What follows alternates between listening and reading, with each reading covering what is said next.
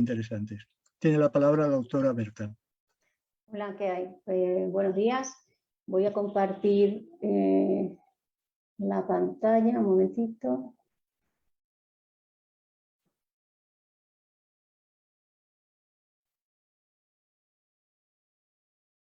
¿No? Perdón, aquí hay algo que no. Perdón, un segundito.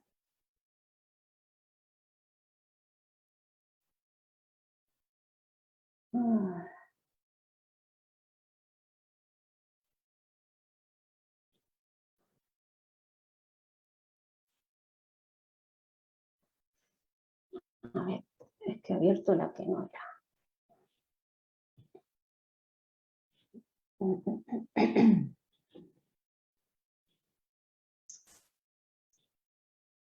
Ahora. Aquí está. Eso.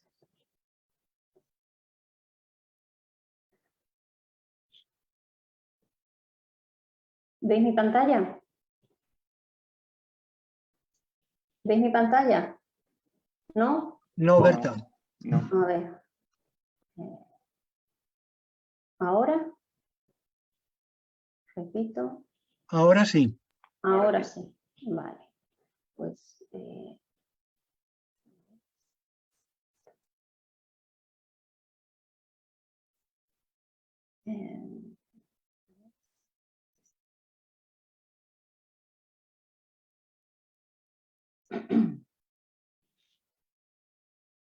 Bueno, pues respondiendo a las palabras de Jacinto tan amables, pues por supuesto corresponder con el agradecimiento a la participación en esta jornada. Nosotros estamos siempre encantados desde Cabimer de participar en todas las iniciativas que nos proponéis desde la asociación. Para nosotros, como sabes, es un enriquecimiento contar con vuestro apoyo, con vuestra opinión, con vuestras preguntas, porque estamos aquí metidos en el laboratorio y el contacto con la asociación de pacientes nos centra, nos pone los pies en el suelo y nos sirve de impulso para seguir trabajando y seguir progresando en nuestro objetivo común, que es en algún momento llevar todas estas terapias avanzadas a una realidad realmente útil y que sea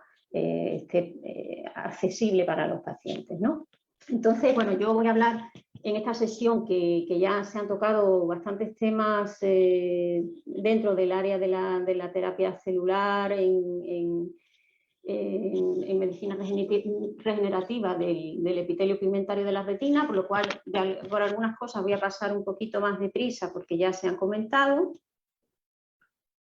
En esta imagen solamente quiero destacar, aunque ya lo hemos visto antes, la gran cantidad de funciones que tiene el epitelio pigmentario de la retina en el sostenimiento de los fotorreceptores que aparecen aquí dibujados en la parte superior del epitelio, en la formación de la barrera entre la retina y la coroides, ¿no? Y en esa comunicación constante, nutrición, limpieza, que es esencial para el funcionamiento correcto de la retina y para la función visual, ¿no? Entonces, bueno, como ya hemos visto y se ha comentado en la primera charla de esta sesión, en terapia celular, y también lo ha comentado mi compañero Álvaro, se puede utilizar indistintamente células embrionarias o células de pluripotencia inducida, que son las que nosotros utilizamos en Cabimer. Lo importante que yo quiero destacar de todo lo que se ha comentado hasta ahora es que a nivel preclínico llevamos muchísimos años, muchos grupos en distintos países realizando ensayos preclínicos con ambos tipos celulares y en todos los casos lo que se ha mostrado siempre es seguridad. Estas células indistintamente son capaces de producir epitelio pigmentario de la retina, un epitelio auténtico con características más parecidas a un epitelio fetal que a un epitelio adulto, por lo tanto digamos que es un material joven para un trasplante, bastante adecuado si estamos pensando en rejuvenecer un tejido que está dañado. El hecho de que el material biológico se pueda trabajar en el laboratorio es una herramienta muy útil, pues tanto para tener disponibilidad del material de base como para poder hacer distintos estudios, como ya ha comentado Álvaro, estudios exhaustivos de calidad antes de lanzarnos a la clínica, porque vas a tener células suficientes para poder hacer pues, todos los ensayos sobre la calidad de ese producto. Y también van a permitir utilizar distintas técnicas de laboratorio para hacer ingeniería sobre esas células, ¿no? y añadirles algunas cualidades que puedan hacerlas mejores para el uso futuro como herramienta terapéutica, bien dándoles nuevas funciones, bien reduciendo la inmunogenicidad, como ha comentado él, o nuevas cosas que puedan ir surgiendo en un futuro. Ya se ha comentado también las dos opciones que se barajan como posibilidades de uso terapéutico, la suspensión o bien el implante en forma de monocapa o de lámina, y aparte de lo que es evidente que la cirugía de un implante en forma de parche, en forma de lámina, es claramente más compleja. Hay que decir que la suspensión celular también tiene sus dificultades, digamos, a nivel quirúrgico, porque es bastante común que se produzca un reflujo de las células una vez que se inyectan por la presión del ojo, y esas células que se salen del espacio subretiniano pueden dar lugar a membranas epirretinianas, con lo cual también digamos que incluso desde el punto de vista quirúrgico hay que sopesar los pros y los contras de ambas aproximaciones, ¿no? Aparte de la ventaja evidente que tiene el tema de que con una lámina de EPR se controla la polaridad, que como he mostrado aquí en esta primera imagen, la polaridad en esta célula es básica para su función, son muy diferentes en la parte de arriba de cómo son en su parte basal, y eso es clave para su funcionamiento.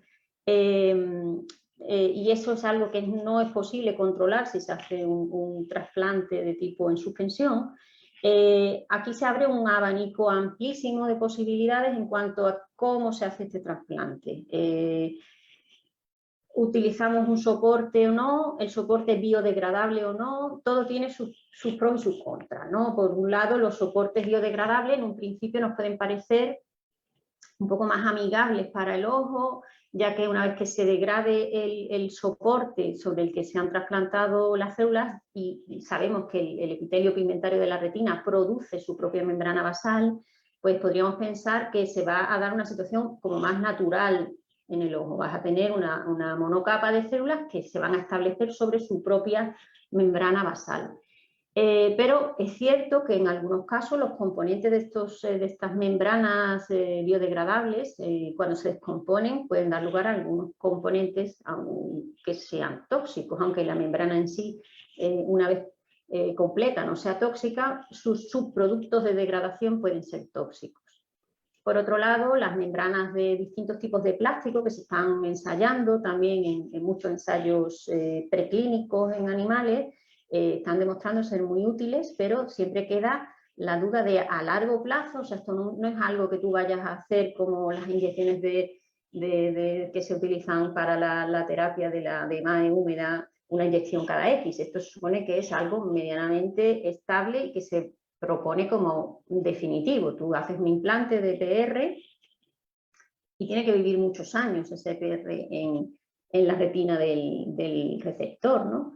¿Qué pasa si tú pones durante muchos años ese trocito de plástico, ¿no? Va a rechazarlo de alguna manera el cuerpo del paciente, va a producir a lo mejor una dificultad en la comunicación entre el EPR y los vasos sanguíneos que están debajo. Entonces, aquí hay multitud de preguntas que, como ha dicho Álvaro, deben ser contestadas en ensayos preclínicos, porque hay muchísimas opciones y tenemos que determinar cuál es la óptima, cuál es la combinación de factores más beneficioso para el potencial terapéutico de esta tecnología médica. Entonces, aquí, por ejemplo, os pongo un pequeño resumen de los modelos animales más usuales, que por supuesto ratón y rata son los que tenemos más a mano en el laboratorio, conejo también. Se utilizan rutinariamente para probar casi todo. Lo primero que se nos ocurre lo probamos o en ratón o en rata. Ahora, cuando ya tenemos algo que nos gusta, que tenemos que probarlo en un modelo más cercano al humano, o bien porque queremos probar algo que en un modelo en el que la cirugía se parezca más a la que va a ocurrir en un ojo humano, tenemos que irnos a animales grandes, ¿no? Esto ya complica mucho, encarece mucho, pero bueno, los modelos más estándar en este caso pues serían el cerdo y el mono como algo excepcional que realmente tiene mucha dificultad de acceso y es, bueno, es prácticamente inaccesible en algunos países, es imposible hacer experimentación con mono, por ejemplo aquí, ¿no? Pero de nuevo quiero destacar que durante muchos años se han estado haciendo ensayos en todos estos animales con todo tipo de células, derivadas de embrionarias, derivadas de IPS, en suspensión, en lámina, y en todos los casos se ha mostrado seguridad. Esta técnica es segura. En ningún caso se han dado tumores, teratomas, inflamaciones graves, rechazos. O sea, el trasplante de PR ahora mismo podemos decir con bastante tranquilidad que es una técnica segura. Lo que no ha mostrado de momento es eficacia, pero sí seguridad. Entonces, ¿qué es lo que sí se ha visto? Que casi todos los problemas clínicos derivados del trasplante vienen de problemas por la inmunosupresión. O sea, es el propio tratamiento de inmunosupresión el que muchas veces acarrea los problemas de ese ensayo, los problemas de salud derivados del ensayo, ¿no? Entonces aquí tengo, por ejemplo, un resumen de ensayos que se han hecho con distintos modelos de ratón y rata que de por sí son inmunodeficientes. Se ve que la supervivencia del implante es muy alta. Si incluso tienes el animal un año y lo sacrificas hasta el final, ves que las células están vivas, están bien. Si decides probar sin inmunosupresión, esto lo han hecho numerosos grupos y ven que incluso en animales más parecidos al humano se produce una reacción inflamatoria que perjudica la supervivencia del implante en torno a los 4 a 21 días después de la cirugía. Y si nos vamos ya a estos mismos modelos, pero con un tratamiento inmunomodulador, volvemos a recuperar una supervivencia bastante alta de estos implantes, ¿no? Entonces vemos que aquí un tema importante sobre el que hay que trabajar es evitar el rechazo del implante. Pues ya se han hablado posibilidades, Álvaro lo ha detallado bastante bien, Enrique lo comentó también ayer, el tema del uso de las células autólogas vuelve estos tratamientos muy inasequibles porque es extremadamente caro preparar un producto medicinal distinto para cada paciente que lo necesita, ya que los controles de calidad siempre van a tener que ser los mismos, van a tener que ser exhaustivos, aparte del tiempo, porque tú tienes que empezar desde el principio con cada paciente, o sea que estamos hablando de unos costes elevadísimos en tiempo y en coste económico. Y luego en células halógenas, pues ya tendríamos estas dos posibilidades que Álvaro ha explicado muy bien, tanto utilizar células con un perfil de HLA compatible con el receptor, como se hace con trasplantes de cualquier órgano, o bien hacer una supresión de la expresión de los antígenos de histocompatibilidad para disminuir la antigenicidad de este material celular. Aquí simplemente mostraros pues un ensayo que se ha hecho con animales en el que se han empleado monos, creo que son macacos, y se ha probado esta aproximación, exactamente la aproximación de tener un donante HLA con un perfil, como decía Álvaro, de homocigosis, que permite que sea compatible con un receptor y no compatible con otros. Entonces, haciéndolo todo igual, en este ensayo los investigadores vieron que en el caso de compatibilidad HLA sin inmunosupresión se obtenía una muy buena supervivencia. Esto se muestra aquí en la OCT y se muestra aquí en la histología. A los 6 meses el implante está bien, el tejido está sano y no hay rechazo, mientras que en un en un mono cuyo perfil de HLA no coincide, pues sí se produce pues, una destrucción de tejido y una histología que es compatible con un daño, ¿no? De nuevo, pues esto apoya lo que estaba comentando Álvaro al final de su charla. Lo que se nos puede ocurrir como investigadores lo razonable es ensayarlo en modelos animales antes de lanzarnos, digamos, a probarlo en pacientes, ¿no? Entonces, una vez que he dado como una visión un poco general de qué se está haciendo, cuál puede ser la utilidad de los modelos animales, con todas las dificultades que tiene, que esto daría para hablar largo y tendido, voy a explicar brevemente un ensayo que hemos realizado con el apoyo fundamental de la Asociación Mácula Retina en nuestro grupo, en el que hemos tomado la decisión de probar unas IPS derivadas de monocitos de un paciente, no de un paciente, de un donante sano, del cual se ha derivado epitelio pigmentario de la retina, y el formato de trasplante que queríamos probar, un formato de trasplante en forma de lámina cultivada sobre una matriz biocompatible de fibrina agarosa. Esta matriz había mostrado ya con anterioridad ser útil y viable para trasplante de células humanas. De hecho, se había usado ya en clínicas, una matriz desarrollada por la Universidad de Granada, se había usado ya previamente en trasplante de piel con pacientes y a nivel preclínico en trasplante de córnea. Entonces, bueno, este es básicamente el esquema de lo que se hizo, ¿no? Primero obtener la muestra de sangre, reprogramar estas células a células inducidas pluripotentes, hacer un control de calidad estándar de los que siempre hacemos sobre estas células antes de pasar la diferenciación a epitelio pigmentario. Este epitelio pigmentario, por supuesto, debe ser también controlado y autenticado y luego pues lo cultivamos sobre esta nueva matriz para evaluar cómo se comportaba el epitelio sobre este material y se evaluó la viabilidad del trasplante en ratón y del trasplante en cerdo. Bueno, esto lo paso rapidito, esto es simplemente para que veáis una imagen de cómo se transforman las células que pueden ser fibroblastos de la piel o pueden ser monocitos de sangre. Nosotros partimos de aquí en las colonias de IPS, ¿no?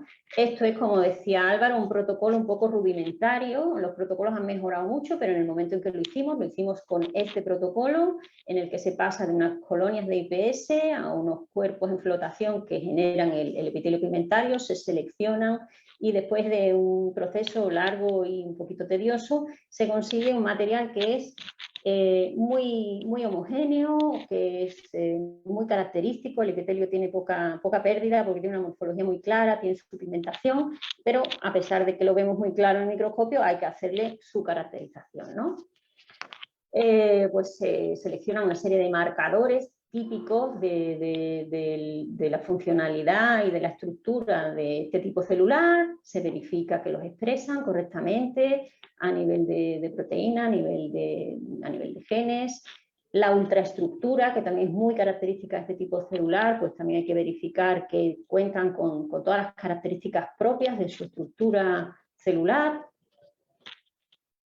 Y luego pasamos, como adelantado, a verificar qué pasa con este epitelio cuando crece sobre la matriz de fibrina agarosa, que era nuestra matriz candidata para realizar el trasplante. Bueno, pues lo más interesante es que el epitelio crece, tengo el puntero aquí, crece no dentro de la matriz, sino en la superficie, que es lo que a nosotros nos interesaba para crear esta lámina.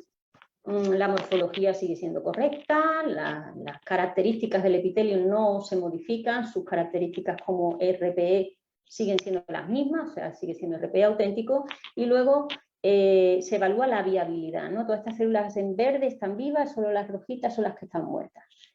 Su viabilidad ya en el punto final de preparación del parche, porque este parche, aparte de que las células han crecido, han madurado sobre la matriz, luego justo antes de utilizarlas para cirugía, se comprime, digamos, el grosor de este parche para hacerlo más útil para esta cirugía subretiniana, y se ve que la viabilidad de la célula es muy buena al final de todo este proceso. Esto es como se vería ese parchecito una vez que ya está listo para la cirugía. Hicimos, como es habitual, una prueba en ratón, se colocó un trocito en varios animales de esta matriz para evaluar pues, que no afectaba la salud del ojo, este sería el fondo del ojo, la funcionalidad a nivel de electroretinograma, y ya en punto final, cuando se sacrificaron los animales, pues se evaluó la disposición de este parche y se vio que las células estaban colocadas correctamente, que no habían migrado, que estaban sobre el epitelio pigmentario del ratón y que la retina pues tenía buen aspecto, ¿no? Una vez visto esto, pues pasamos a hacer el ensayo ya en un animal grande. Esto es ya un trabajo mucho más complejo.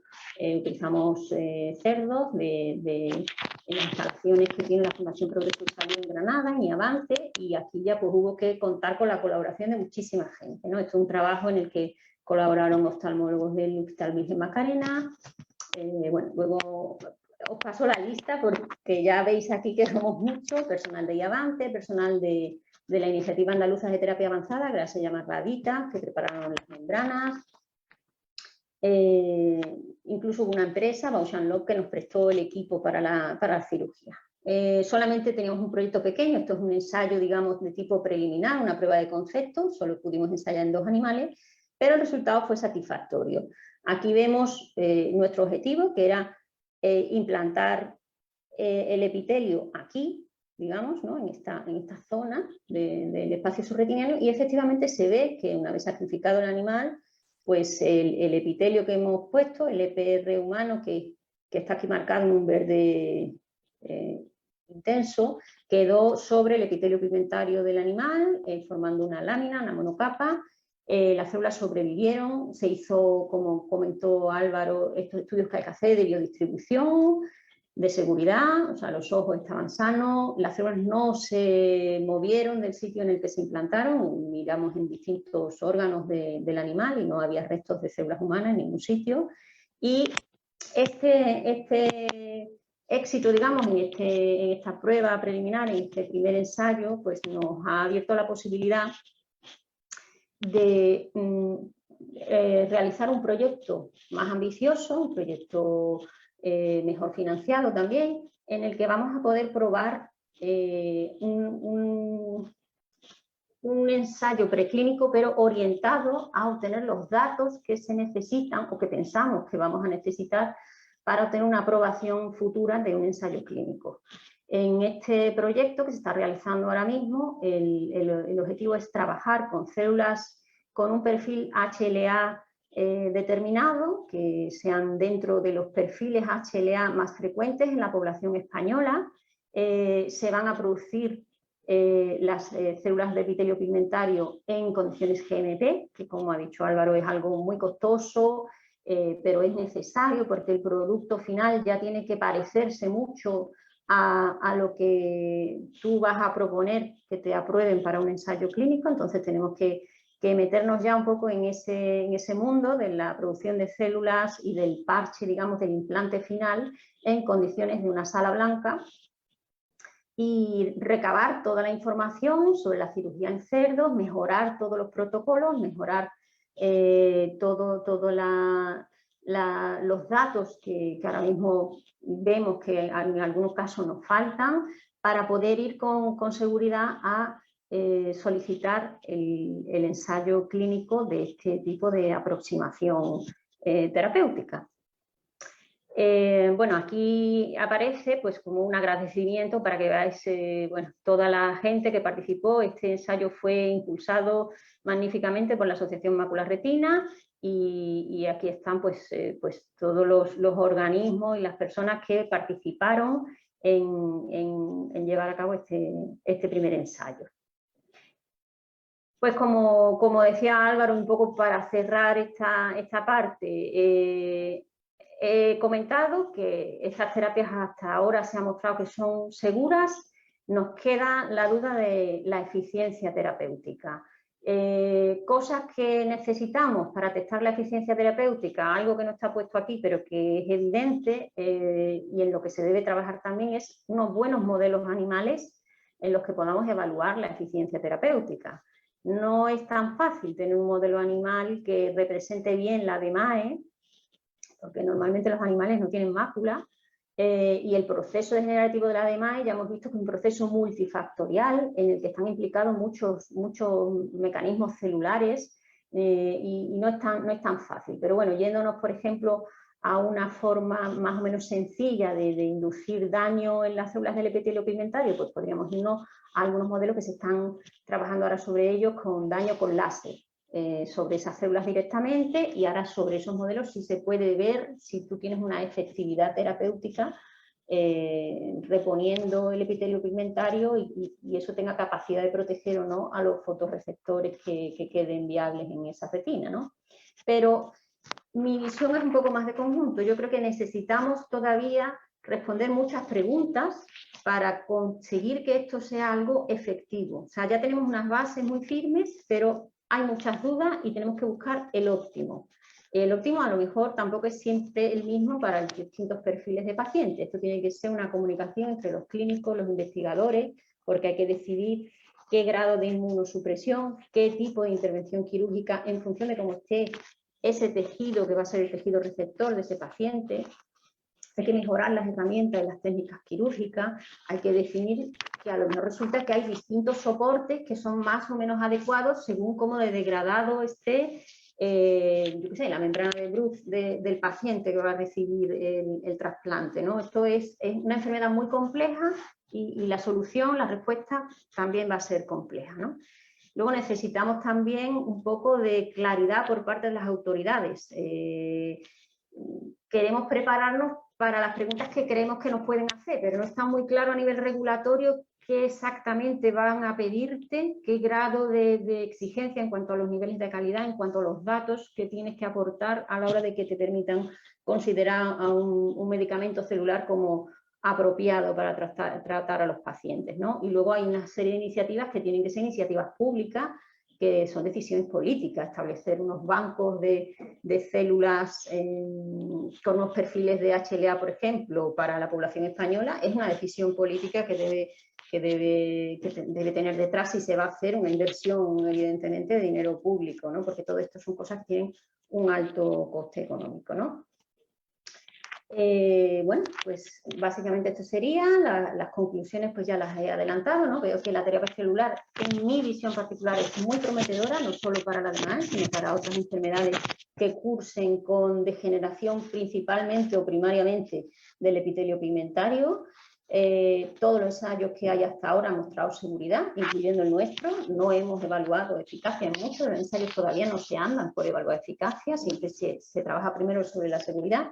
Pero el camino de la eficacia es un camino que todavía yo creo que le queda, aunque hay muchas herramientas, como ya se ha comentado, que pueden ser aplicadas para mejorar estos productos desde el punto de vista de su capacidad terapéutica, ¿no?